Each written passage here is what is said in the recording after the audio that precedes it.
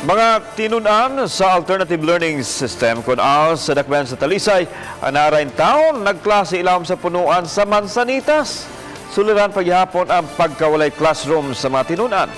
Si Chona Carion sa exclusive report.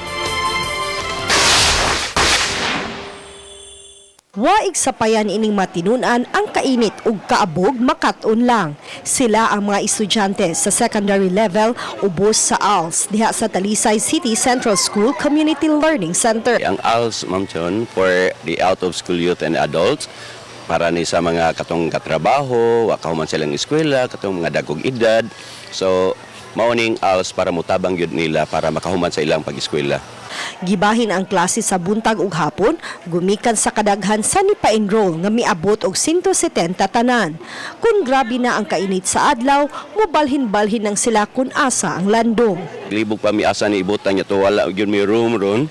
So, naghuwat lang mi kung unsay mabakante, and then sa principal tagaan ko no mi room niya kung naa sila'y masobra sa kuan kay wala gyud mi exact nga asa min amo ibutang ron ang mga bata ron tungod sa kadaghan nato nga nagpa-enroll. Pipila ka mga tinunan, dili makafocus sa pagpaminaw sa ilang maestra. Gumikan kay daghang disturbo sa palibot, gawas pa sa naglagiting nga kainit sa panahon. Apan antos lang sila aron lang maka-eskwela. Naanad naman gud mimo sa mga disturbo na challenge ni ALS man gud siya. So ang ALS is a borderless classroom man siya. So kanang kung ano dyan na siya kanang kaibaw na mi sa among klasihanan nga under the tree, pwede ra sa kanang any nga nailandong, pwede sa balay, sa mga kanang balay sa learners, pwede po sa mga purok-purok. Mas ninyo jud naami kanang amo jud nga kagalingon nga room.